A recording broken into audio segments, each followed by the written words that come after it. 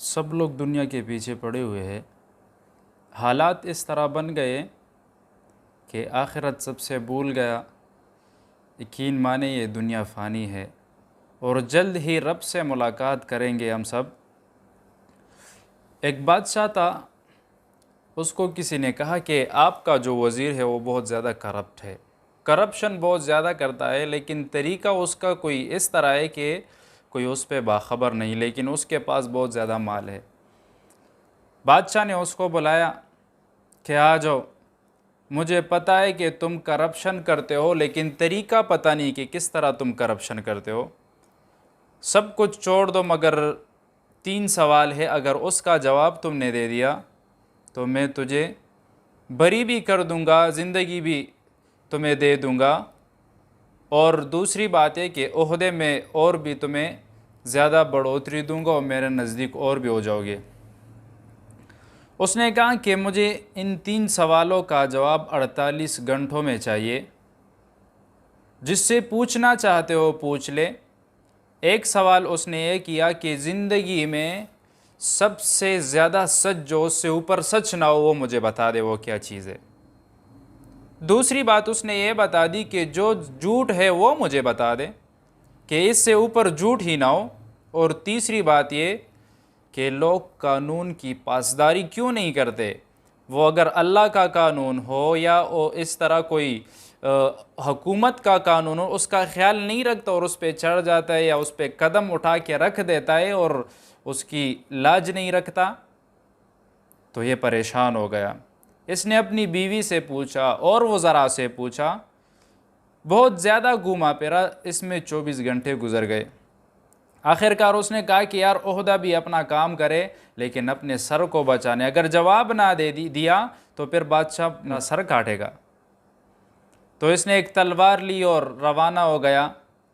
یہ اس ملک سے، بادشاہت سے بھاگنا چاہتا تھا، لیکن راستے میں اس کو بہت زیادہ پیاس لگی۔ ایک کسان اپنے کھیت میں کام کر رہا تھا تو اس سے ملا۔ وہ کسان بہت ہوشیار بندہ تھا۔ کسان نے کہا کہ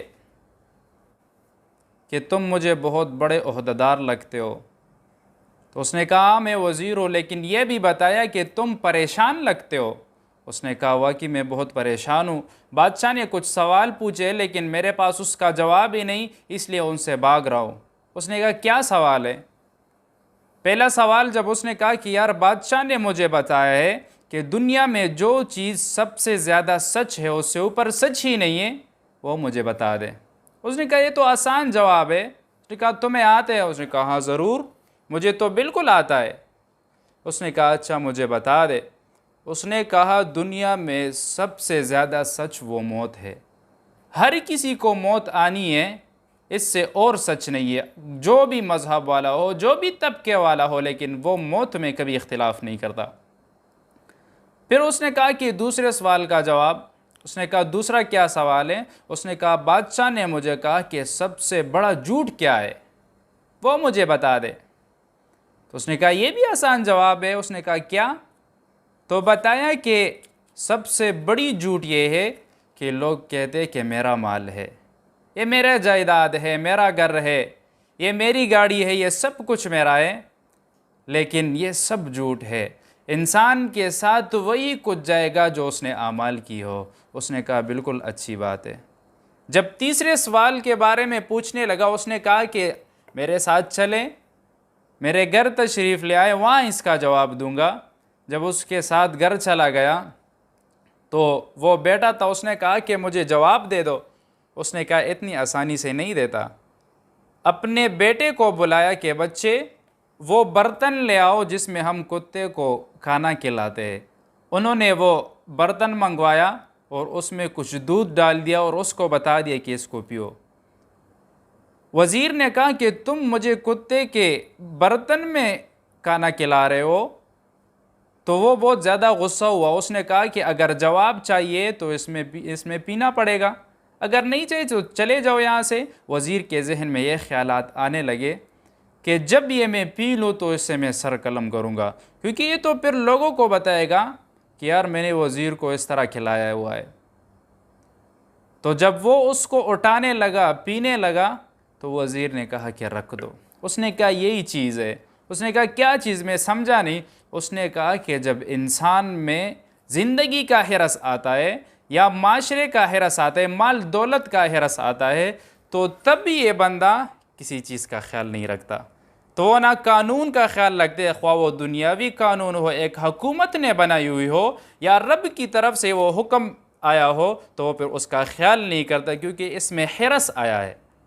یہی چیز اصل ہے۔ اس نے کہا واقعی یہ بات ہے۔